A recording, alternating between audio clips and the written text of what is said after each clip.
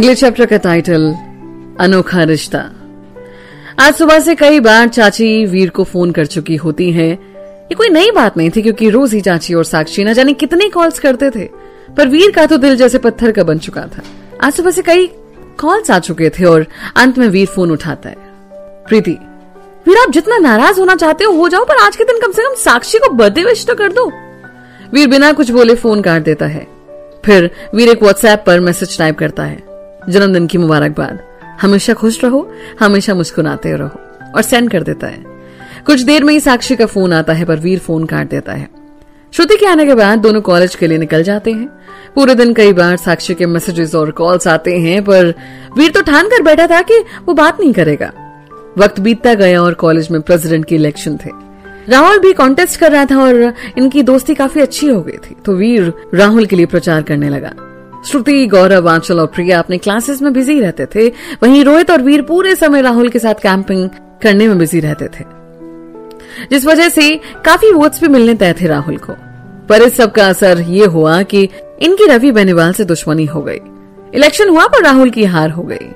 इसके दो रीजंस थे। पहला, रवि ने इलेक्शन से एक दिन पहले सभी को मनाली और कसौल की ट्रिप फ्री में करवाने की बात की, जिससे काफी वोट उधर ट्रांसफर हो गए। और दूसरा, उसने कुछ वोट की हेरा फेरी भी कर दी थी। रिजल्ट की शाम में वीर, राहुल और रोहित साथ बैठे होते हैं। राहुल, यारों मैं हारा या जीता बात अलग है, पर तुम दोनों ने साथ बहुत दिया मेरा, शुक्रिया। वीर, अभी पगले है क्या? थैंक यू, कैसा दोस्त है तू मेरा। राहुल, सच्ची यार तुम दोनों ने अपनी जान लगा दी, पर उसने पैसों के दम पर इलेक्शन जीतकर अच्छा नहीं किया। वीर, छोड़ यार इन सब बातों को। राहुल, छोड़ मत, अगले साल तू लड़ेगा और जीतेगा भी। इस साल तो मैं चला जाऊंगा, पर अगले साल तेरे सर पर जीत का सेहरा होगा। वीर, छोड़ इन बातों को, दारू पीते हैं। तीनों वहां दारू पीते हैं और फिर घर की तरफ निकल जाते हैं। चूंकि काफी रात हो जाती है तो वीर श्रुति को फोन नहीं करता और आकर सो जाता है।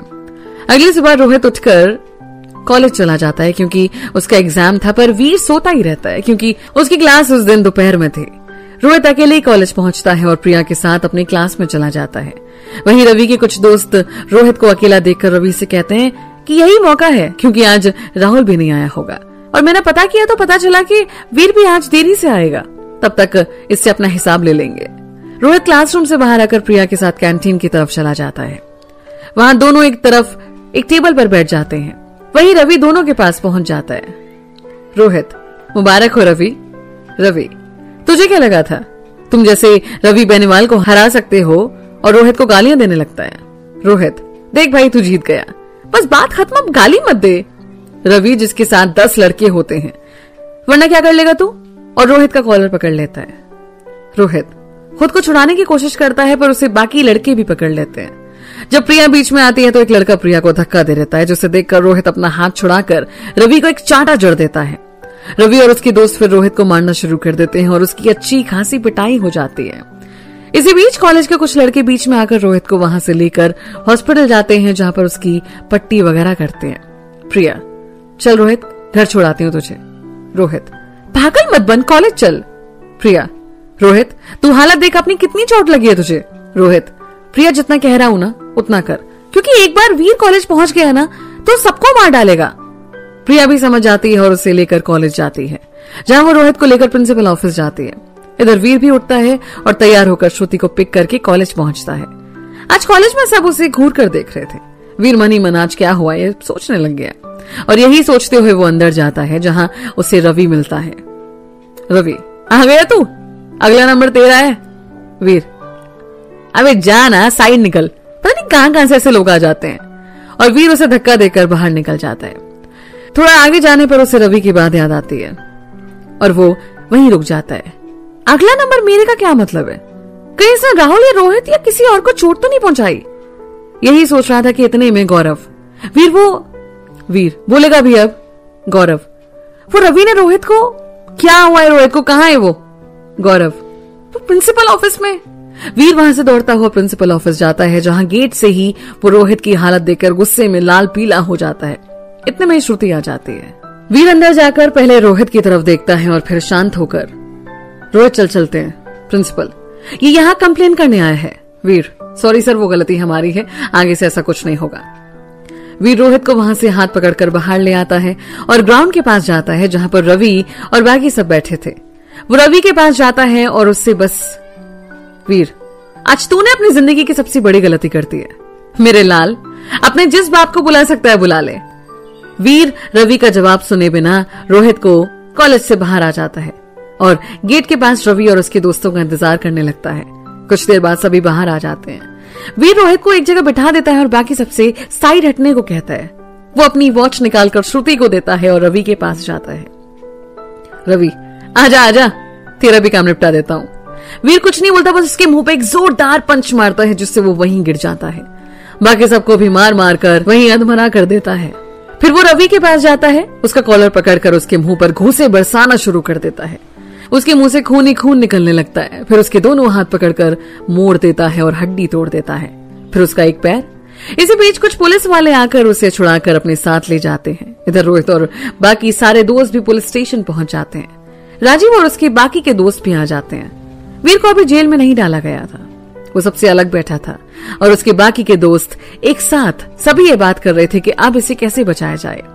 राहुल भी आ जाता है और पुलिस वाले से बात करता है और फिर अपने पापा को भी बुला लेता है। पर ये सेंसिटिव मैटर था और ऊपर से रवि बेनीवाल ये बाहुबली का बेटा था।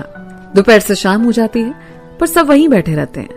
सभी परेशान थे और बस कोशिश कर रहे थे कि कैसे भी इस मामले को निपटाया जाए, पर रोहित और वीर दोनों एकदम खामोश बैठे थे। शाम के वक्त ढेर सारी गाड़ियां बाहर रुकती हैं और उसमें से रवि और उसके पापा अंदर आते हैं। रतीश शंकर बेनीवाल, एक व्यापारी, बाहुबली और इस वक्त ऑपोजिशन का लीडर। कौन है जिसने मेरे बेटे का ये हाल किया? मैं पूछता हूं, किसने किया? वीर अपना हाथ उठा देता है। रति, तेरी इतनी हिम्मत कैसे हो गई? मेरे बेटे पर हाथ उठाया तूने? वीर, तूने हिम्मत देखी कहां? बोल दिखाऊं तुझे हिम्मत? तेरा भी वही हाल करूंगा जो तेरे इस नालायक और बिगड़े हुए बेटे का किया। इतने में रति के बॉडीगार्ड्स उस पर बंदूक तान देते हैं। रति, क्यों? अब क्या बोलेगा? वीर जोर जोर से हंसते हुए, सुन भाई, तूने ज्यादा फैल मत, कहीं ऐसा ना हो कुछ ही देर में मेरे पैर पकड़कर माफी मांग रहा हो। इससे अच्छा हो अपने जिस बाप की चाकरी करता है ना, उससे फोन करके पूछ ले मेरे बारे में। रति, तेरी हिम्मत कैसे हुई मुझसे इस तरह बात करने की? तू जानता है मैं कौन हूं? वीर, हिम्मत की बात तो पूछ ही मत। तेरे बेटे को अकेले मारा है और सबको भी। और रही बात जानने की कि तू अगर जान गया ना कि मैं कौन हूं तो यही पैंट गीली हो जाएगी तेरी। रति, किस बात की अकड़ है तुझमें? वीर, तू अभी भी नहीं समझा, दरअसल तू लातों का भूत है, ऐसे कैसे मान जाएगा? ये सब सुनकर वीर के बाकी के दोस्त और सभी हैरान थे कि वीर बोल क्या रहा है। बस रोहित शांत था। पुलिस वाले भी हैरान हो जाते हैं और इतने में ही वहां प्रिंसिपल भी आते हैं दोनों को समझाने के लिए। वीर फिर रोहित से अपना फोन लेता है और किसी को फोन करता है। एक काम कर, 10 तक गिन। चल छोड़, तुझे क्या आता होगा? जिसका बेटा इतना घटिया हो, बाप तो उससे भी ज्यादा घटिया होगा। और वो 10 से 1 तक गिनता है और जैसे ही 1 बोलता है उसके पास फोन आ जाता है।